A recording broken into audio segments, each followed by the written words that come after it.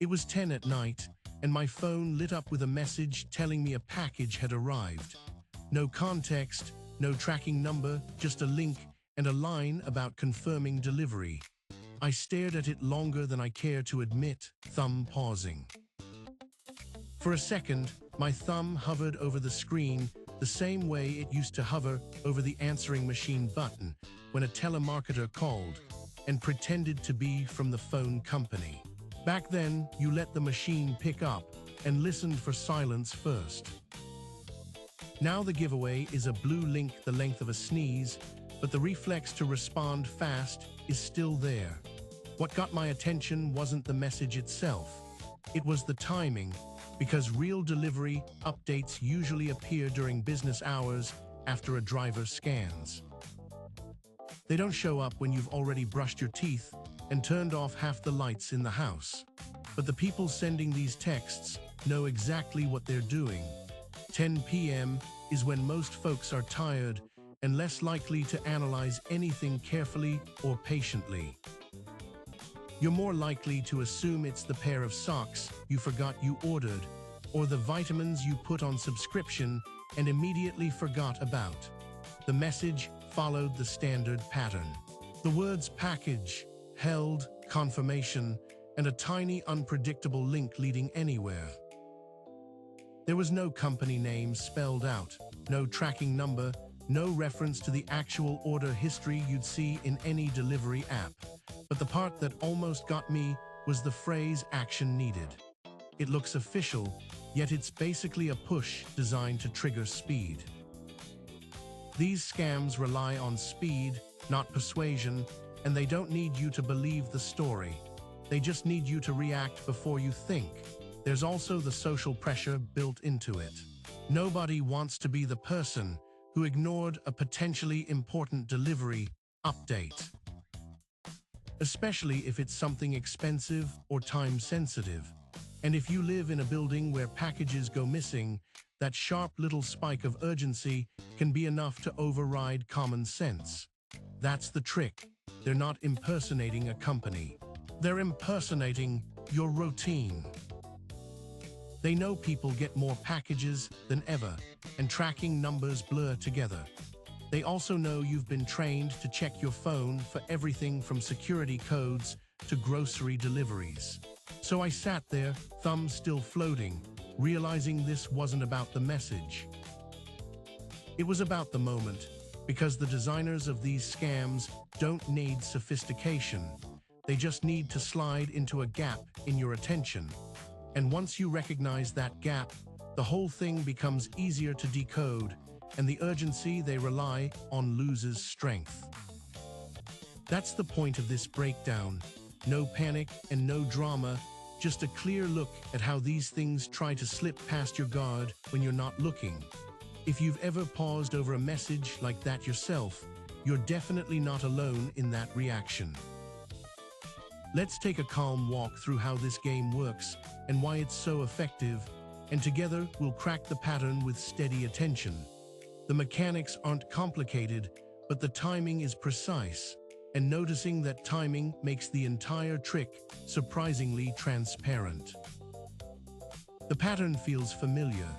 A message landing at the wrong time with just enough urgency to lean on habits, starting with a strange-looking link instead of a proper address, creating a doorway the sender hopes you walk through without pausing to question who actually built it. Everything else in the message exists to push you forward, using timing and tone to make the link feel routine, even though nothing about it matches the way real services communicate, especially when they expect you to verify something important without leaving their official platform. Then comes the clock, warnings that your package will be returned, your account locked, or your window to respond closing, each line designed to shrink the time you spend thinking, because the less space you have, the more convincing the pressure feels. Whether the scam pretends to be USPS, FedEx, Amazon, a bank, or something tied to Zelle, the outcome is the same. The message hopes your reaction outruns your analysis, treating your attention like something they can redirect before you notice the switch. Next comes the costume, where scammers choose whichever brand name blends best into your inbox that day, sometimes adding a fake tracking number that imitates official formatting until you realize it doesn't connect to anything you're actually expecting to receive. It echoes old chain letters that claimed utilities might shut you off, except now the spelling is cleaner, the pacing quicker, and the entire message built around the idea that familiarity alone can act as proof, even when nothing in it withstands a slower look. Then appears the tiny fee, a pending delivery charge, or a quiet request for a few dollars, small enough to bypass debate, yet large enough to open the door to entering payment details, which is the actual prize hidden behind the offer. The amount isn't the issue. The problem is typing card information into a page created solely to harvest whatever you submit, counting on the idea that a low number feels harmless, especially at the end of a long day when your guard sits lower.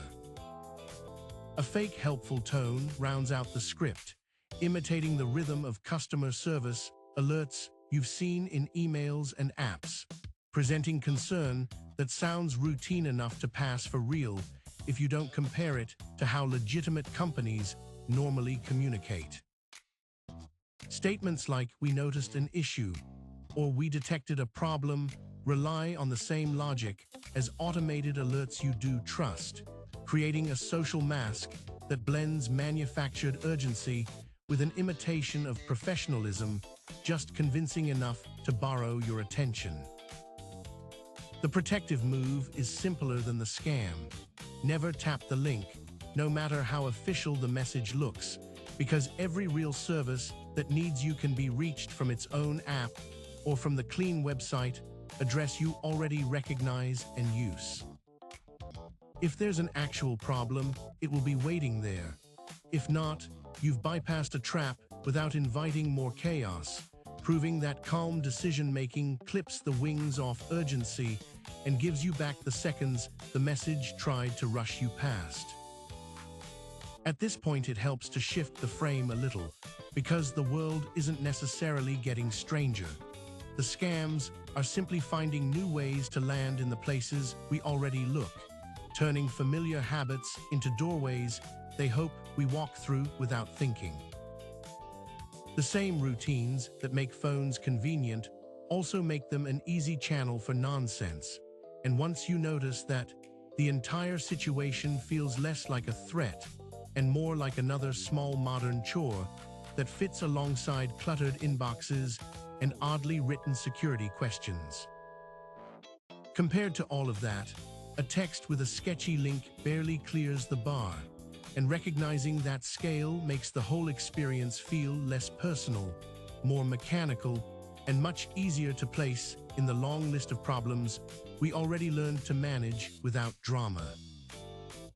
The real point is that you don't need to chase every new trick to stay safe. You just need one habit that fits the rhythm of your life. If a message wants you to tap a link, you don't, and you open the real app instead. That single habit removes the pressure without adding paranoia, because you don't have to decode every alert like a detective or memorize lists of suspicious phrases. You simply refuse shortcuts and let legitimate companies meet you through the channels you already trust. You don't need to worry about late-night pings or mystery notifications, because the moment you stop giving unknown links any authority, the entire system gets quieter, and the only messages that matter are the ones waiting behind the official front doors you already use. There's something grounding in recognizing your own record here, because if you've managed the shift from landlines to smartphones, paper statements to online banking, and storefront errands to curbside pickup, you've already proven you can adapt without turning your life upside down. Scammers depend on speed, not intelligence, and when you slow the moment down, you take away the only real advantage they have: keeping yourself beside the trend rather than behind it, and never chasing constant updates just to feel like you're staying in the loop. A steady habit wins more often than any clever counter-strategy, because routines beat panic every time, and when that habit finally settles in, these messages start losing their weight and become just another background irritation that doesn't deserve more than a passing glance.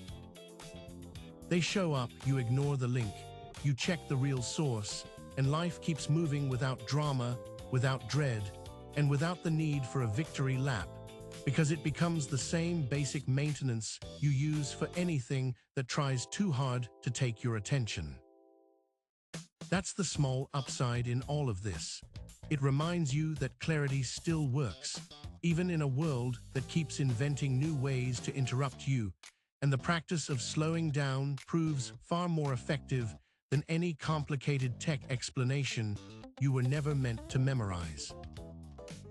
Keep your pace, keep your calm, and keep the door locked on anything that insists it needs you immediately, because a little practice goes a long way, and sometimes the simplest habits turn out to be the ones that give you the most room to breathe.